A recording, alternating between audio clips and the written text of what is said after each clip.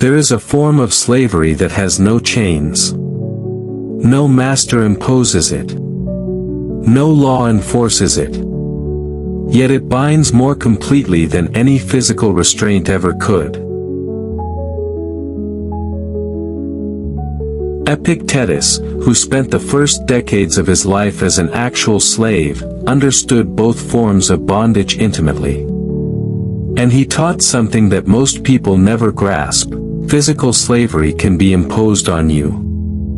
But the slavery of desire, the bondage to wanting what you cannot have, fearing what you cannot avoid, craving what cannot satisfy, this you impose on yourself. He made a claim that sounds almost impossible. Even while enslaved, he was free.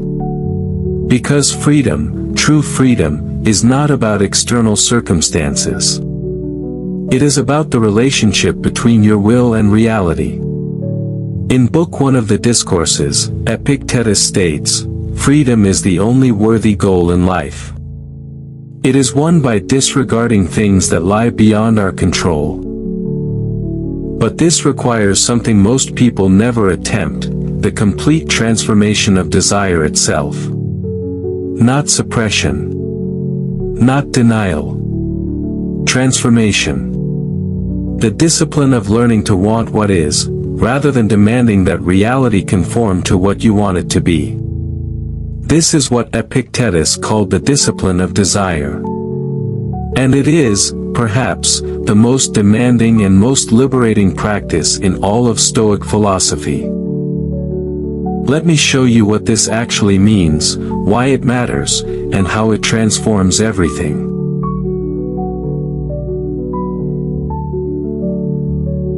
First, we must understand what desire actually is in the Stoic framework. This is not desire in the modern psychological sense, a simple wanting or preference. This is orexis, a technical term in Greek philosophy that means something more precise. Desire, for the Stoics, is an impulse of the soul towards something judged to be good. It is the movement of your will toward an object that you have evaluated as beneficial, as something that will contribute to your flourishing, as something you need. Notice what this means: desire is fundamentally cognitive. It's based on judgment. You desire something because you have judged it to be good. You pursue something because you have evaluated it as worth pursuing. This is crucial because it means desire is not a blind force that overwhelms you. It is a movement that follows from your assessment of value. And if desire follows from judgment, then desire can be changed by changing judgment. Epictetus taught his students to understand this with absolute clarity. It is not things themselves that disturb people, but their judgments about those things. When you desire wealth, you do so because you have judged wealth to be good, necessary for your happiness, something without which you cannot flourish. When you desire reputation, you do so because you have judged that others' opinions matter, that your worth depends on external validation, and that you need recognition to be complete. But what if these judgments are wrong? What if the things you desire cannot actually give you what you think they will? What if you are pursuing objects that cannot, by their nature, deliver the goods you expect from them? This is the human condition Epictetus diagnosed. We are enslaved by false judgments about what is good, and therefore by desires that pursue what cannot be satisfied. Epictetus made a fundamental distinction that most people never consider. He taught that there are two possible objects of desire, and only one of them can lead to freedom. The first category, desire for externals. This includes everything not completely within your control. Wealth, health, reputation, relationships, outcomes, circumstances, other people's actions, even your own body. These things exist in the domain of what the Stoics called indifference, things that are neither good nor evil in themselves, things that do not affect your essential nature as a rational being, things that fortune can give and take without your consent. When you desire externals, you make your happiness dependent on variables you do not control. You place your peace, your contentment, your sense of worth, in things that can be taken from you at any moment. You become a slave to fortune. Epictetus observed this everywhere. People are disturbed not by things, but by the views they take of them. The person who desires wealth suffers whenever wealth is threatened. The person who desires health suffers with every illness. The person who desires others' approval suffers with every criticism. Why? Because they have attached their desire to objects that are not theirs to control. They have made their internal state dependent on external conditions. The second category, desire for what is actually yours. This means your prohairesis, your faculty of choice, your capacity for reasoned response, your character, your virtue. These things are genuinely within your control. No one can prevent you from exercising wisdom unless you abandon it yourself. No one can make you cowardly unless you choose cowardice. No one can corrupt your character unless you consent to corruption. When you desire only what is in your power, when your will is directed solely toward virtue, toward proper use of impressions, toward excellence of character, you cannot be frustrated. Because you always possess the capacity to exercise virtue, regardless of circumstances. This is what Epictetus meant by freedom. Not the freedom to get what you want. The freedom to want only what you can actually control.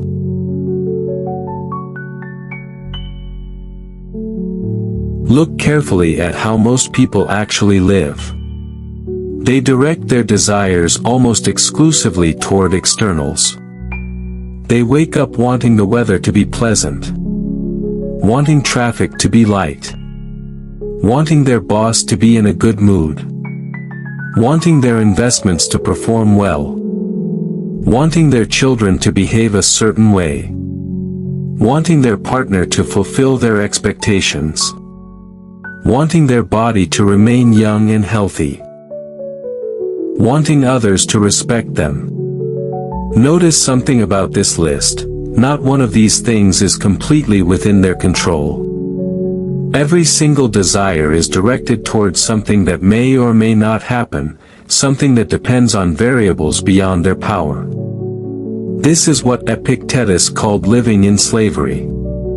Because every time reality does not conform to your desire, you suffer. Every time your will is frustrated by circumstances, you experience disturbance.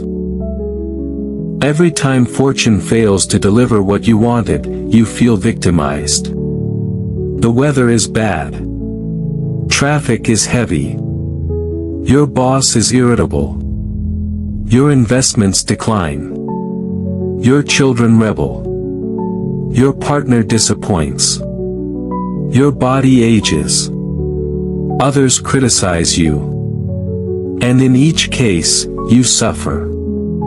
Not because of the things themselves, but because you desired them to be otherwise.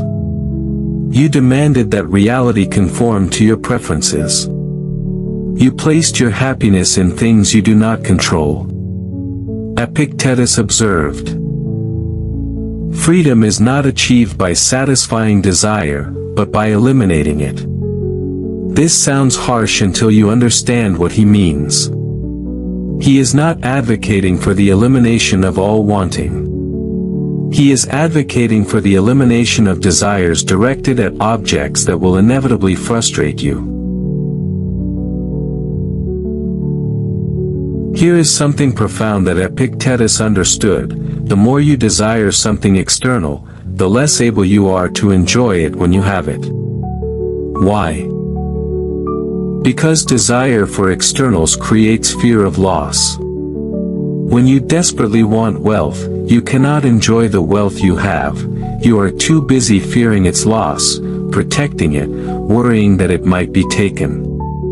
When you desperately want approval, you cannot enjoy the approval you receive. You are too busy wondering if it will continue, if you are doing enough to maintain it. Desire for externals contaminates the very things it pursues. The attachment itself creates anxiety, fear, grasping, and desperation. You cannot hold something tightly and experience it fully at the same time. Epictetus taught, if you kiss your child or your wife, say to yourself, I am kissing a mortal. Then you will not be upset if they are taken from you. This is not callousness. This is the capacity to love fully while acknowledging reality.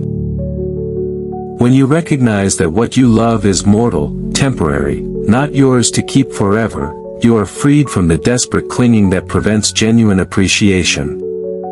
You can be present to what is, rather than terrorized by what might be lost. The paradox is complete. By releasing the desperate desire to possess, you gain the capacity to appreciate. By accepting that externals can be taken, you become free to enjoy them while they remain. By desiring only what is yours, you become capable of genuinely receiving what fortune provides without desperation or fear. So how do you actually practice the discipline of desire? How do you transform the fundamental orientation of your will?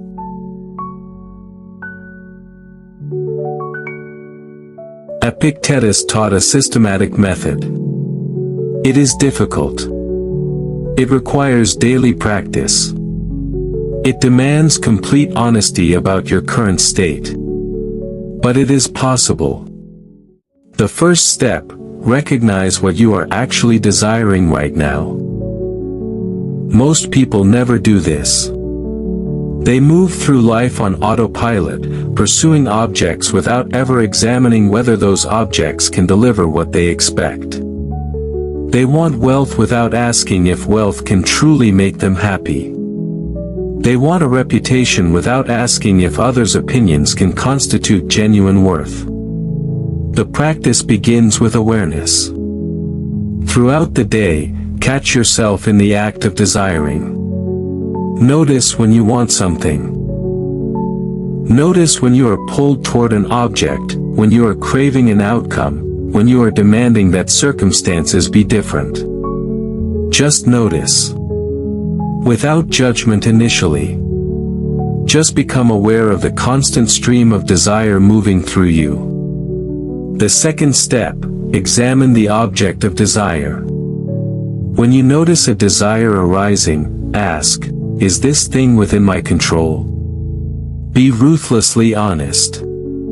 Can you actually guarantee this outcome? Can you control whether this happens? If the answer is no. If the object depends on other people, on fortune, on variables beyond your power, then recognize that you are desiring something that may or may not occur.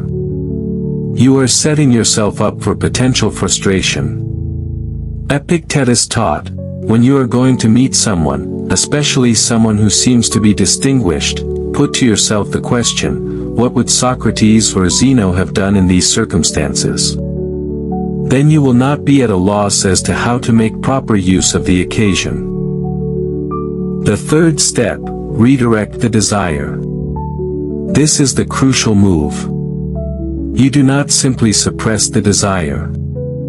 You do not pretend you do not want anything. You redirect the wanting toward what is actually yours. Instead of desiring that the meeting go well, which is not completely in your control, desire to speak honestly and appropriately, which is in your control. Instead of desiring that the other person respond favorably, which is not yours. Desire to maintain your own character regardless of their response, which is yours. Instead of desiring wealth, not yours to control, desire to use whatever resources you have wisely, which is yours. Instead of desiring health, not guaranteed, desire to bear illness or health with equal equanimity, which is in your power. This is not wordplay. This is a fundamental reorientation of will.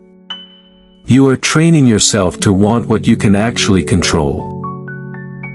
Your responses, your judgments, your character, your virtue.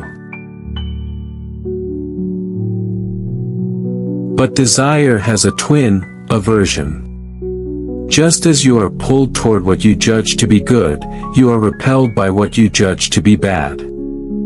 And just as desire for externals enslaves you, so does aversion to externals. Most people spend their lives trying to avoid what they cannot avoid. They fear illness, poverty, death, criticism, failure, and loss. And this fear, this aversion to what might happen, creates constant anxiety. Epictetus taught that aversion must be redirected just as desire must be. Currently, you direct aversion toward externals. I don't want to get sick. I don't want to lose my job. I don't want to be criticized. I don't want to fail. But these things may happen regardless of your aversion to them. Illness comes. Jobs end. Criticism occurs. Failure happens. Your aversion does not prevent them. It only makes you suffer in advance of them, and suffer more intensely when they arrive. The practice, redirect aversion exclusively toward vice. Toward errors of judgment. Toward acting against virtue. Toward corrupting your character. These are the only things genuinely worth avoiding, because they are the only things genuinely harmful. And they are completely within your control. No one can make you vicious unless you consent. No circumstances can force you to abandon virtue unless you choose to abandon it. When you train yourself to feel aversion only toward vice, you become invulnerable to external circumstances. Illness may come, but it cannot make you unjust. Poverty may arrive, but it cannot make you cowardly. Death approaches everyone, but it cannot corrupt your character unless you let it. This is freedom.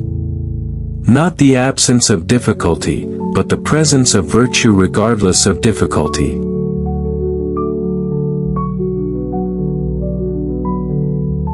Epictetus taught a specific technique that makes this practice possible in daily life. It is called the reserve clause, and it is deceptively simple.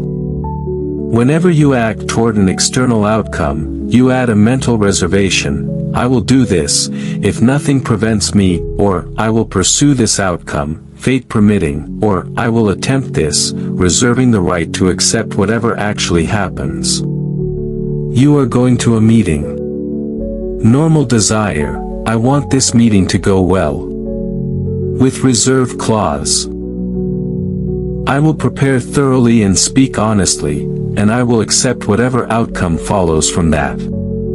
You are working on a project. Normal desire, I want this project to succeed. With reserve clause, I will give my best effort to this project, and I will accept whatever results from my best effort. You are in a relationship. Normal desire, I want this person to love me forever.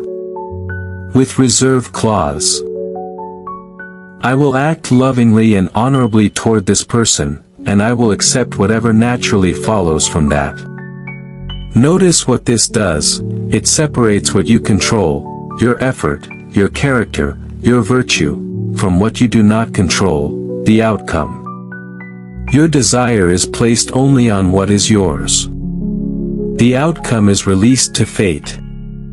This is not passivity. You still act. You still try. You still give your full effort. But you are not attached to outcomes beyond your power. Your happiness does not depend on getting what you want. It depends only on wanting appropriately. But Epictetus taught something even more radical.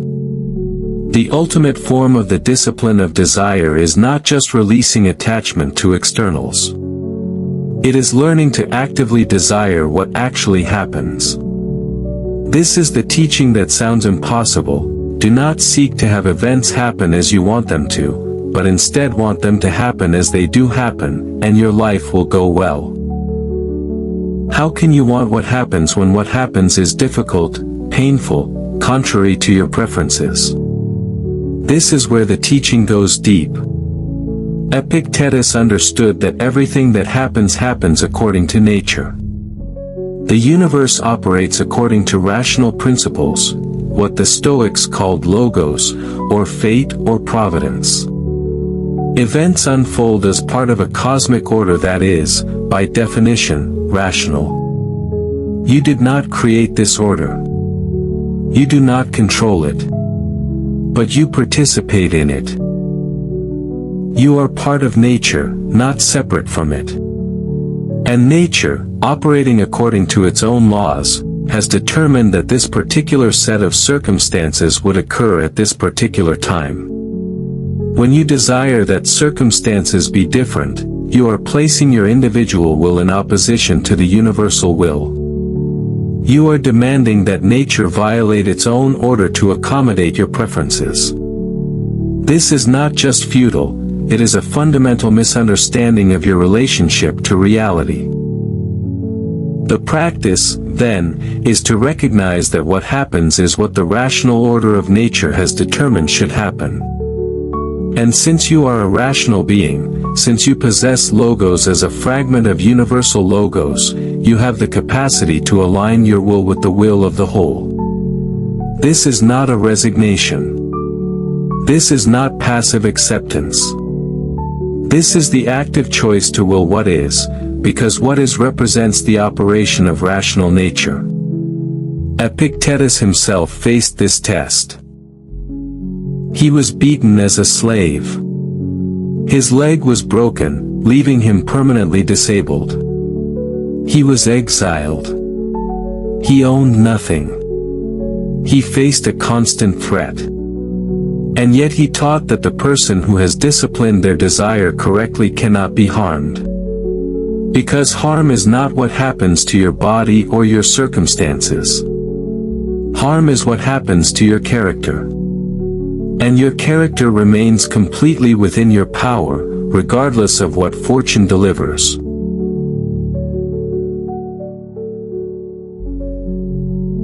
What does it feel like when you have truly practiced the discipline of desire? When you have redirected wanting toward what is actually yours, and released attachment to what is not. Epictetus describes it as freedom. Complete freedom. Not freedom from circumstances, those will be what they will be. Freedom within any circumstances. Freedom that no tyrant can touch, no loss can diminish, no fortune can destroy. You wake in the morning without the desperate need for circumstances to be a particular way. The weather is what it is. Your body feels what it feels. Events will unfold as they will. And your happiness does not depend on any of it going according to your preferences. You engage with people without needing them to behave according to your wishes. They will act according to their own nature, their own understanding, their own freedom. You can treat them well, speak truthfully, act justly. But you do not need them to respond in any particular way for you to maintain your peace. You work on projects without attachment to outcomes. You give your best effort because excellence is yours to control. But whether the project succeeds by external measures, this is not yours. You did your part. The rest belongs to fate. You love people fully while knowing they are mortal. You appreciate beauty while knowing it is temporary. You enjoy health while knowing it will fail. And this knowledge does not prevent appreciation, it enables it. Because you are not grasping desperately. You are receiving what is given, for as long as it is given, without the terror of loss. This is what Epictetus promised: the person who has disciplined their desires and aversions correctly, who desires only what is in their power and avoids only what is evil in their power to avoid, this person is free. No one can compel them, no one can hinder them, no one can do them harm.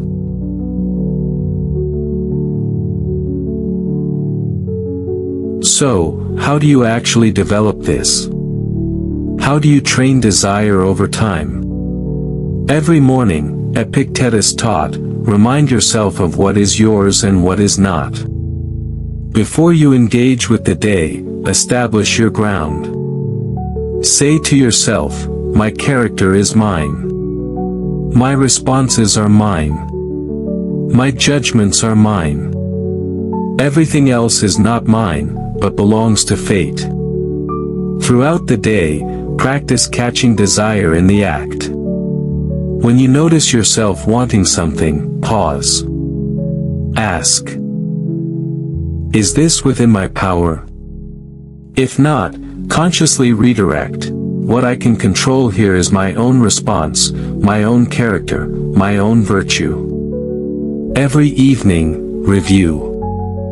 Where did you maintain proper desire today? Where did you fall into attachment to externals? Not to punish yourself, but to learn. To strengthen the habit of desiring what is yours. And over time, months, years, a lifetime, the habit deepens. The practice becomes more natural. The freedom becomes more real. You will still prefer some outcomes over others. You are human. But the preference will not enslave you. Will work for good outcomes while knowing that whether they occur is not completely up to you. You will want things while knowing that your happiness does not depend on getting them. This is the discipline of desire. This is the path to freedom that Epictetus walked and taught.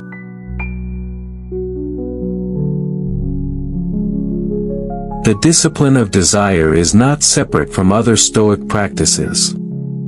It is foundational to all of them.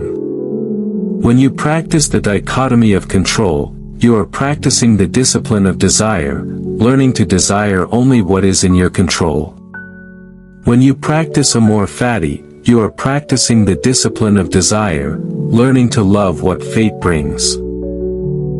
When you practice memento mori, you are practicing the discipline of desire, releasing attachment to what must be temporary.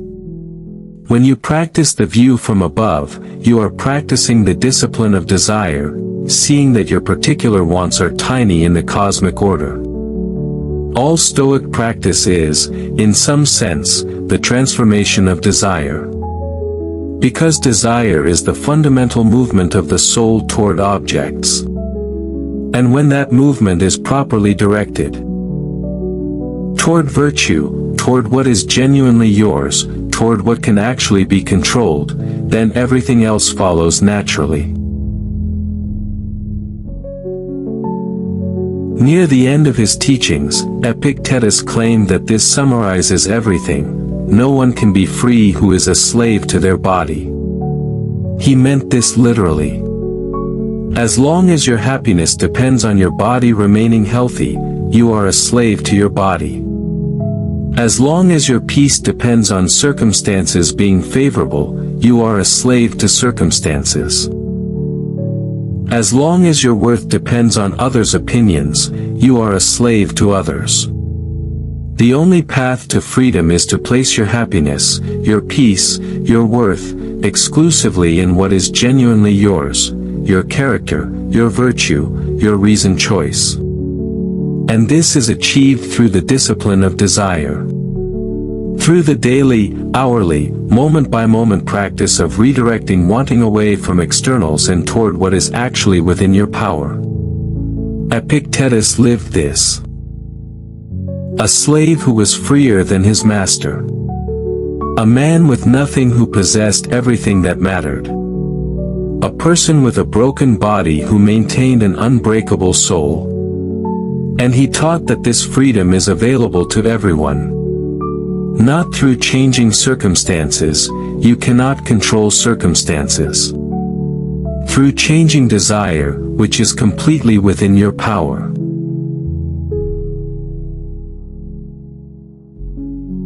The discipline of desire is not easy. It goes against every instinct of the untrained mind.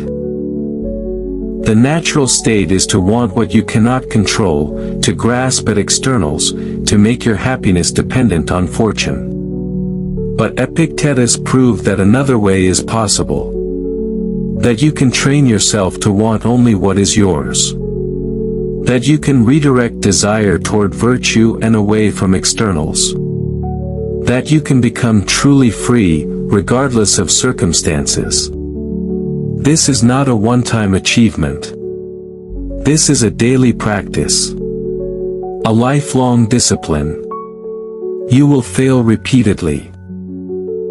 You will find yourself desiring externals, attached to outcomes, and disturbed when things do not go as you wish. But each time you notice it, you have an opportunity. An opportunity to pause. To redirect. To choose again. To remember what is actually yours. And over time, the practice deepens. The freedom becomes more real. The peace becomes more stable. Not because circumstances improve, they may or may not, but because you have learned to place your happiness in what you actually control. This is what Epictetus taught. This is what he lived. This is what he proved is possible for any human being who is willing to practice. Desire only what is yours. Avoid only what is evil. Want what happens. And in this, discover the freedom that no circumstance can touch, no tyrant can break, no fortune can destroy. This is the discipline of desire. This is the path to freedom. This is philosophy not as theory, but as a way of life.